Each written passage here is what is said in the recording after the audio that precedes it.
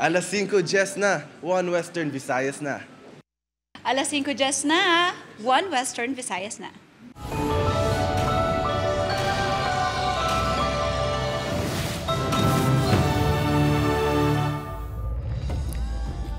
Mga balita nga atong tutukan subong Lunes, mga insidente sang rumble sa Capiz, Iloilo, Cagantike nakuhaan sang video. Duha ka tribo sa Sinadya 2025 sa Rojas City nagrambol.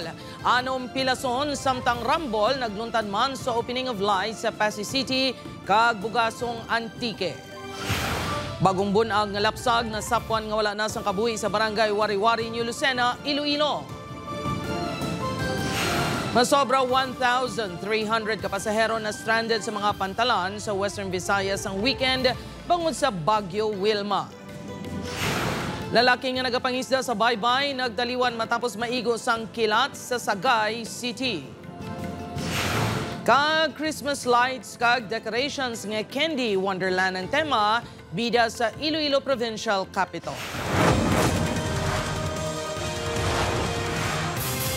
Ini ang GMA Regional TV, 1 Western Visayas.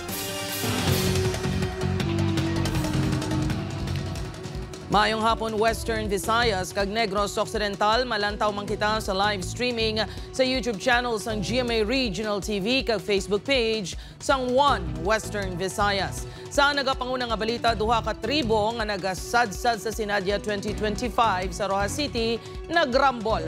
Samtang may separado man nga insidente sang kinagamo nga nagluntad sa Pasay City kag Bugasong Antique. Ini ang gintutukan ni Kim Salinas. Makit-an sa sining video ang pagsinumbaganay sa mga kalalakian sa tunga sang madamo nga tao. Magluwa sa inumol, makit-an man ang paglinupad sa mga drums. Mabatian man ang pagpito sa mga nagresponde ng otoridad agud mapauntat ang kinagamo. Ang insidente ang natabo sa Rojas City Public Plaza alas 8:30 sa baros ng gabi. Sunod sa kapulisan, miscommunication ang natabo sa tribo daga kag tribo pamilyahanon sa tunga sang ilang pagsadsad sa Sinadya Festival 2025 sang syudad. Ginapahayag, may isa ka miyembro nga una nagsumbag sa miyembro sa piyak nga grupo nga amo ang ginsuguran sang away. Nauna ang tribo daga, ginasugaran naman niya isang tribo pamilyahanon. So, upang nga nakalipot niya ang tribo daga, nasipot ni Sulaya na ang tribo pamilyahanon. Kapag sabihin, dapat nagasulot niya sila sining nalikod ng porsyon. Sa kabandanan, nagpuluan na yung nilasin nga mga drum. Kag dito, wala nag-intindihan na. Bangod sa kinagamo, 4 ka legal ang pangidaron, kag 2 ka minor de edad nga mga lalaki ang nakaangkon sang minor injuries. Wala sang ginkusturi ang kapulisan, apang liwat niya ipatawag ang magtimbang nga grupo, agud mahusay ang natabo. Makita naman sa sining nga video ang pagsumbaganay sang pila ka persona. May lalaki man nga nagauyat sang kutsilyo, apang naagaw man ini. Nagkalatumba ang mga lamesa kag pulungkuan bangod sang gamo. Natabo ang insidente sa Barangay Poblasyon Ilawod, Pasay City pasado alas 2 kina sa gagahon. Sa investigasyon sang Pasay City Police, nagsugod ang komisyon sa tunga sang grupo sa mga taga-Pasay kag sa tagiya sang food kiosk. Tob-tob na dalahig ang grupo sa mga taga-Dueñas. Naga-inom-inom ang mga ini sa natabo ang gamo. Ay isa ka grupo nga ara sa tiya ka lamisa. Ang daw ginpukpuk kay Balancer ang lamisa. And then daw wala nag-itinyan na isang tagiya, nagbinaisay. And then, ang pabiyak naman nga lamisa doon na ulapit. Amo to tayo sila pang gamo. Wala sang napilasan sa kinagamo. Naghusay naman ang magtimbang nga bahin. Sa Bugasong Antique, nagluntad man ang gamo kadungan sang opening of lights sang banwa sa baros ng gabi. Makitan sa video ang pagsumbag sa lalaki nga nakaitom nga t-shirt sa isa ka lalaki. Apang sang nagbulig na ang kaupdanan sang insumbag, nagpalagyo ang lalaki nga nagpagsumbag kag naglibot-libot sa tunga sa plaza. Suno man tandang istorya na nagkakusaradahay lang senda. So manano man ang mga kabataan sa tudag pa lang gusto at di nakabatas na tulokon, no? So amo lang na ang tinunaan pag nagsanay senda. Wala man sa nasamaran sa insidente. Nag-areglohan man ang 2 ka grupo nga natukuban, magparyentehanay man lang halin sa banwa sang Valderrama. Upot Caramel Porquia, Kim Salinas, 1 Western Visayas. Mga kapuso, bagong bunag nga lapsag na sapwan nga patay sa barangay Wari-Wari, New Lucena, Iloilo. Iloy sini isa ka menor de edad. Si Julius Bilacaol nakatutok. Nagapangahoy sa sininga porsyon sa barangay Wari-Wari, New Lucena, Biyernes ang aga si Manong Liberato. Tigaylo nga kahoy. Patay nga lapsag ang natukiban sini sa bulig sa nga hinuptanan nga ido. Nang tao ko bata. Nakatrasan na ako kag mungko surunan kag minsar. Kung bala manugid ako hindi. Tisuroy he. Kudo pigaw di ko mugid aw. Matapos mapahibalo ang iban nga pumuluyo, ginpahibalo man dayon ang kapulisan. Base sa investigasyon sa New Lucena Police, posible duha o kung 3 na kaadlaw humalin sa ginbilin sa lugar ang lapsag. Ang lapsag nagahinda sa duta, wala sang panapton. So may towel nga nag-ara sa iyang liog nga nakahapin, and then ang iyang pusod wala pa mautod. Bangod na balahupa na ang pagkasapo sa lapsag. Biyernes ang hapon, gintugyan sang amay sini sa Municipal Social Welfare and Development Office ang Iloy sang lapsag nga isa ka menor de edad. Nagpamalibad ang New Lucena Police nga maghatag sang dugang pangadetalye sa Iloy. Ang MSWDO, sirado man sa ginpadulungan sa news team. Apang nagapabilin kuno sa paginakop sini ang Iloy. Wala man gindetalye sang kapulisan ang mga sirkumstansya sa pagbusong sini. Amay na lang kuno sini ang iya kaupod sa balay. Wala man sang tawo sa balay sang ginpadulungan sa news team. Sa amon pagpagigistorya sa ilang mga kasilingan, bisan ang mga ini ang wala man sang ideya nga nagbusong na ang menor de edad. Ginatunaan pa sang otoridad kung nagkakadapat nga pasakanin ni sa reklamo. So it depends sa DSWD. Ang priority ni siyempre sa DSWD is to secure or is considered as a biktima niya siya kasi minor siya. Ang barangay handa man magbulig sa menor de edad apang magahulat ini sa panugyan sang MSWDO. Depende tagro sa MSWDO kung ano masarang na matugda ka naman kay sarang man mapulig kang barangay. Amula garo sundon ta. Sabado sang aga sang ginpalubong sang LGU ang lapsag. Upod kay Cirilo Rendoque, Julius Bilacaol. 1 Western Visayas. Masobra 1,300 kapasahero na stranded sa Pantalan sa Western Visayas ang weekend bangod sa Baguio Wilma. Ini ang gintutukan ni Kim Salinas live sa MacArthur Drive, Haro, Iloilo City. Kim?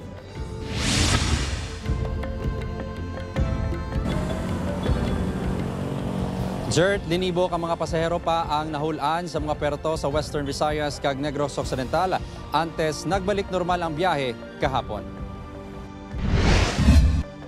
Makita na malawang kapila sa mga cargo trucks pakadto sa Romangas Port kahapon sa aga. Sunod sa Coast Guard Iloilo Station, 501 ang stranded nga rolling cargo sa mga perto sa Western Visayas bangod sa Baguio Wilma. Si Henry kag mga kaupdanan sini, Huwebes pa sa na-stranded. Nabudlayan gid sila sa ilang pagtulog kag pagluto.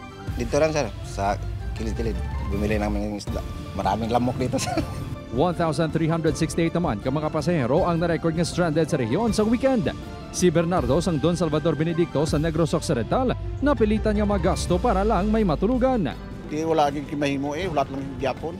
Ngita lang gyapon naman kung ano naman ang di naman makakuan karon nga makatulog naman. Stranded ang pila ka pasahero sa Iloilo Fast Craft Terminal kasubong ni Jeffrey nga Biyernes pa kuntani magabiyahe.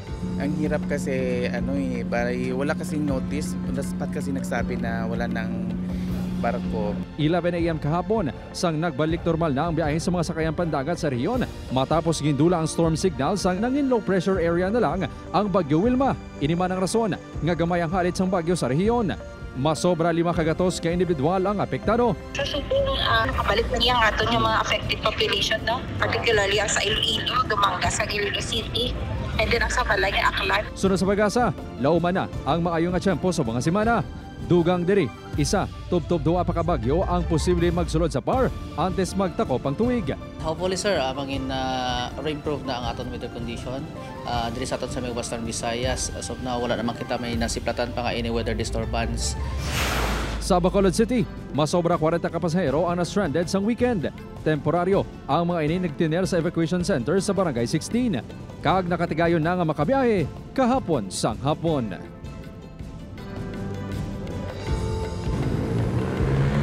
Jert, Yasmin kag Zoraida ang ikapangalan sa pag-asa kung may weather disturbance nga magasulod sa Philippine Area of Responsibility. Nagahingyo naman ang otoridad sa publiko nga magpabilin nga naka-alerto 11 na kung liwat ka maglain ang tiyempo. Jert? Madamogin nga salamat sa update, Kapuso Kim Salinas.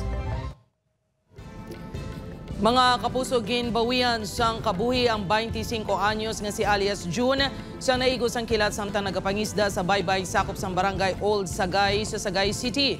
Sunod sa kapulisan, may mga upod ang biktima sakay sa bangka sa natabong insidente, apang siya lang ang naigos sang kilat. Nakaagom ini sa mga paso sa lawas. Ginhingagaw pa ini sa mga kaupdanan nga madala sa ospital, apang ginbawian sang kabuhi. And suddenly, mga 10:30, tinamaan siya ng get that warning sa mga kasama niya ng isda. Bigla na lang natumba itong ating biktima.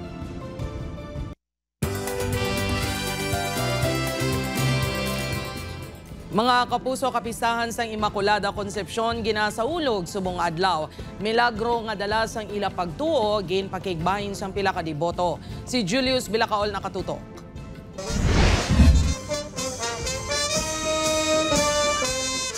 Special non-working holiday subong sa bugos nga pungsod. Ini ang kaangot sa selebrasyon sang kapistahan sang Immaculada Concepcion. Sa isla sang Panay, pila ka parokya ang nagaselebrar sini nga kapistahan. Isa na diri ang banwa sang uton. Si Maria ginpreparar nga wala sang dagta sang sala antes sa magbusong o kon ang pagpanamkon ni Santa Ana kay Santa Maria. Kadungan sa kapistahan ang mabakal man ang perdon sang Immaculada. Isa sa mga bumalakal si Nanay Mary. Ang pagtuo sa Immaculada Concepcion ang iya paginpanubli sa iya katigulangan. Kag isa ini sa mga nagapati sa milagro nga dala sang patrona. Diyan mura ginapangadian ko kang oratorio yung pirata kadagabi nga misteryo ako.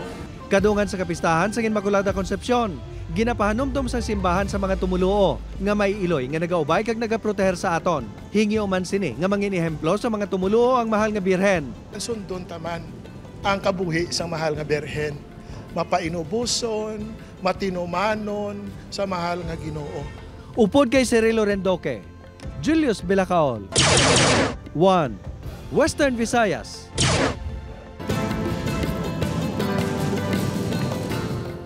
Mga kapuso, dako ang pagsaka sa presyo sang gasolina buwas, samtang wala naman sang paghulag sa presyo sang diesel kag kerosene. Piso kag 20 sentimos kada litro ang igasaka sa presyo sang gasolina. Inibase sa ginpagwa nga impormasyon sa mga oil company. Buwas, Martes sa aga ipatuman ang adjustment sa presyo sang gato.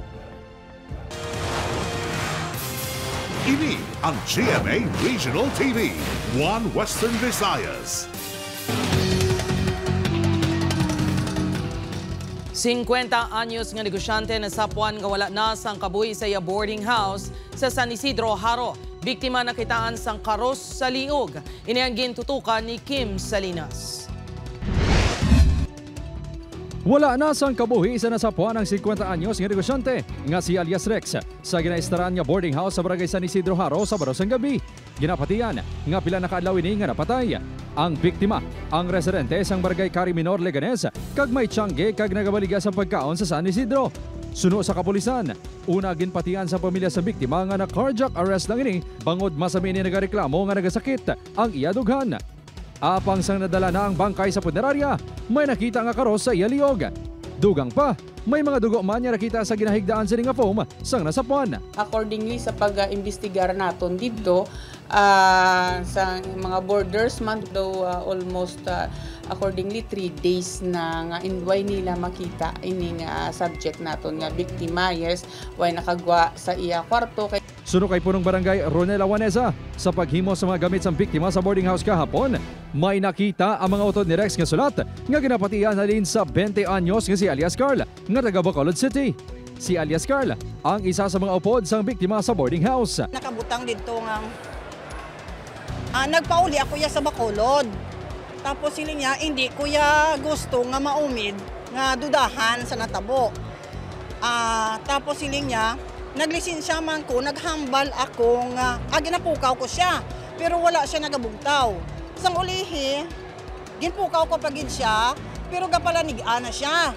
Suno sa kapulisan, kompleto man ang iba niya gamit sa biktima, magluwas na lang sa wallet sini nga hindi na makitan. Hindi pa may establishar sa kapulisan ang motibo sa krimen. Amo pagid na ang isa naton kang gulong pagkakantuan sa aton investigation kag ginatuyuan naton nga mag contact sa mga friends nga sang aton biktima no kag makalocate ini sa kay alias Carl. Iga pa idalom sa autopsy ang bangkay sa biktima kag ginalauman nga magwa ang resulta buwas. Sunod sa kasilingan sa biktima, wala ini sa nabatian nga singgit. Antes na sapuan patay ang biktima. Ang buot mo sa klase tawo, wala man problema, wala sa kontra. Wala komosyon nga natabo. Ginpadulungan sa news team ang balay sa biktima sa Leganes. Apang bangod nga masako, wala nakatag sa pahayag ang utod sini. Upot Kermel Porquia, Kim Salinas, 1 Western Visayas.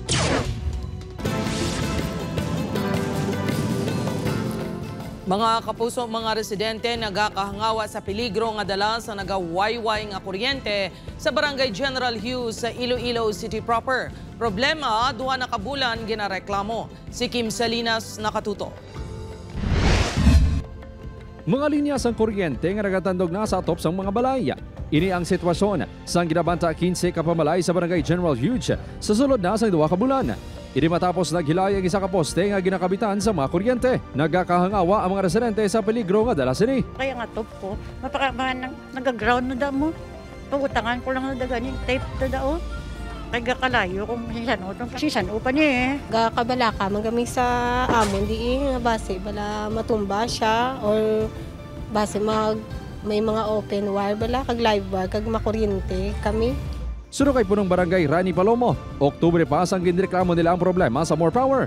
Apang wala sa gihapon na aksyonan. Ginkaduha naman ising personel sang More nga gin-check pero te amo lang to wala na sila nagabalik te ang adlaw nga panggawi sang pumuluyo te na maduko kagid sa kuryente na. Patag sa More Power, nadala na sa naka-line up nga lobrahon ang problema sa barangay kag lakip sa ongoing rehabilitation works sa mga suludlon nga area.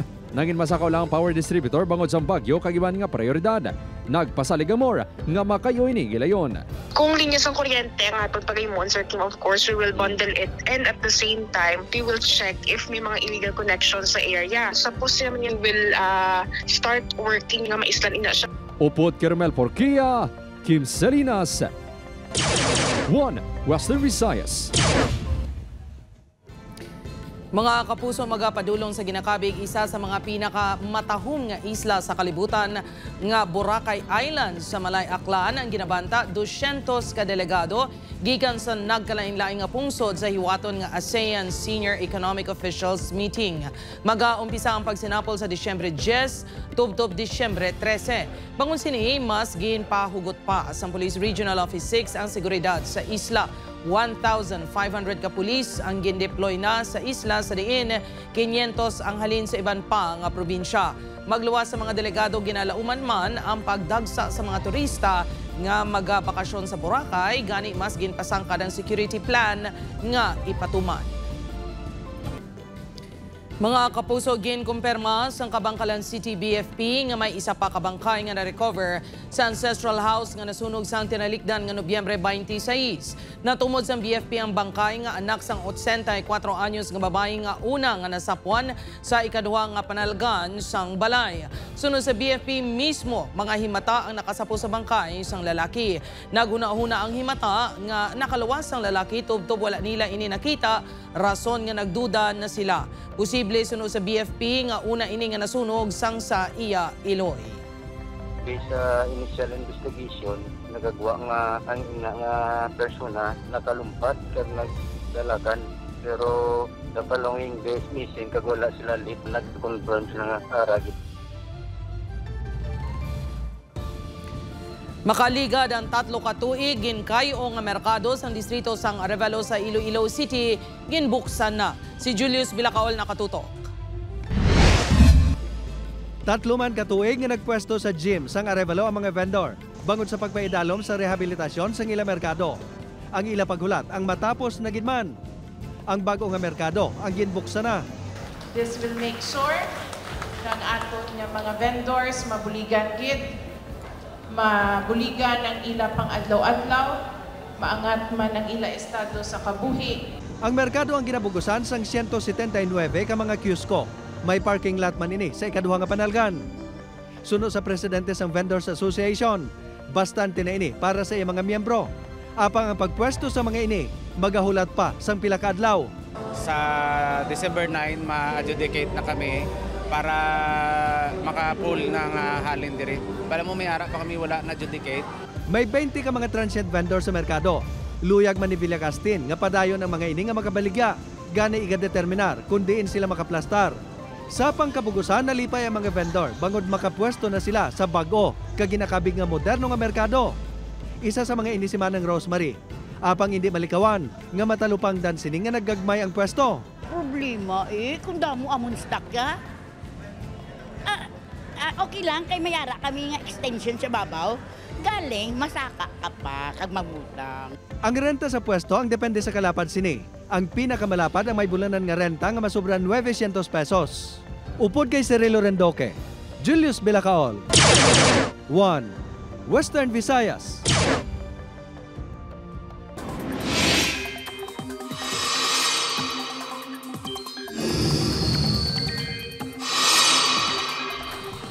Mga kapuso, naghina kag isa na lang ka low pressure area ang Bagyo Wilma bangon sa interaksyon sini sa duta kag sa impluwensya sa mabugnaw nga hangin. Suno sa pag-asa, posible nga matunaw man ini sa masunod nga mga inadlaw. Sa subong amihan, shear line kag easterly sa nagaapekto sa pungsod kag magadulot sa mga pag-ulan sa pila ka mga lugar. Base sa datos sa Metro Weather, may chance sa gihapon sang pag-ulan sa pila ka bahin sang Visayas, tugas sang localized thunderstorms. Ini ang GMA Regional TV, One Western Visayas. Malapit 19 million pesos nga balor sa illegal nga droga na kumpiskar sa separado nga drug buy-bust operation sang kapulisan sa syudad kag probinsya sang Iloilo sang weekend. Si Julius Bilacaol nakatutok. Wala na makaluwas pa ang 40 anyos nga si alias Paulo matapos mahulog sa drug buy-bust operation sa Provincial Drug Enforcement Unit. Ang subject ang tumandok sang Sara kag isa ka anay punong barangay. Apang ang operasyon ang natigayon sa Barangay Kalapdan, Estancia, Iloilo kay inas ang kaagahon. Nakuha sa subject ang suspected shabu nga nagabalor sang 5.2 million pesos. Ang subject ang kabahin sang Regional Target Priority List sang otoridad. Ini ang ginaligar na gasalo sang stocks nagikan sa natakpan sang damlaglang nga Queen of the North nga si alias Cheche. Ini ang nag-ooperate sa Sara sa kaingod sini nga kabanuhanan kag pila ka kabanuhanan sa Capiz. Wala naton dili ma-transaction for the longest time bangod wala kay pagitang asset nga makuha dira sa banwa sang Sara. Siyempre prominente nga pamilya kag halos na adlo.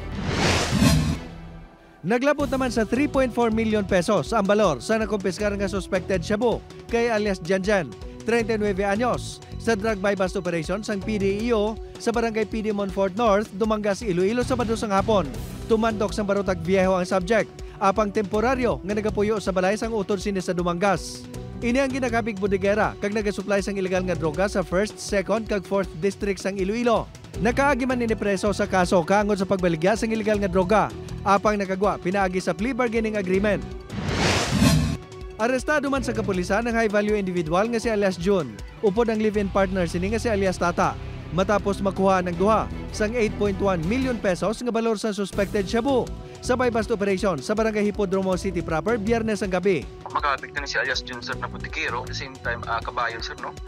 Ginahibalot pa kung di nihalin ng iyang droga.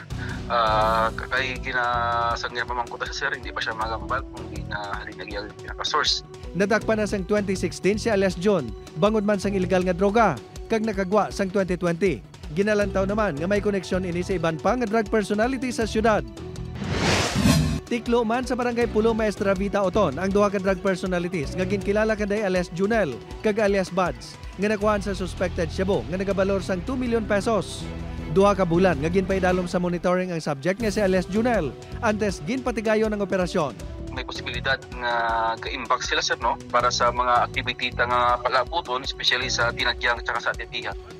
Upod kay Cirilo Rendoque, Julius Bilacaol. 1 Western Visayas.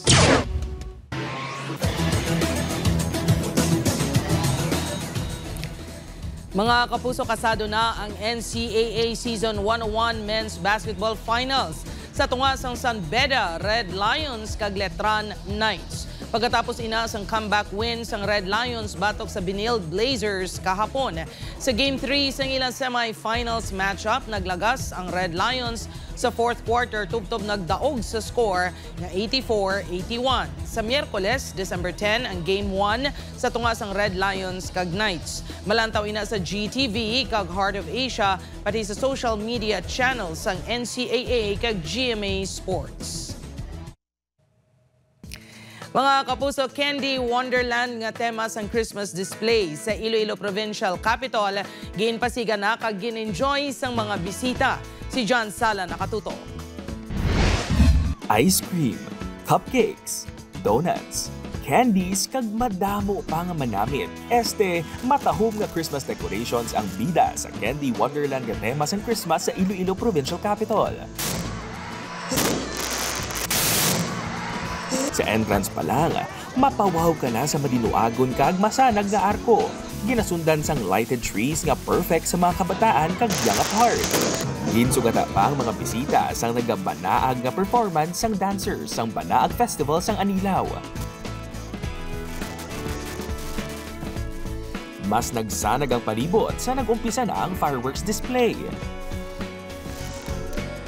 Ang ini nga mga estudyante nag-enjoy gid sa grande nga opening of lights. As in nami guys, tan-aw ka mo di subong sa Capitol, the best. Ang maglola naman nga Lola Dorothy kag Shana, ginakabig ini nga isa sa ila most memorable bonding.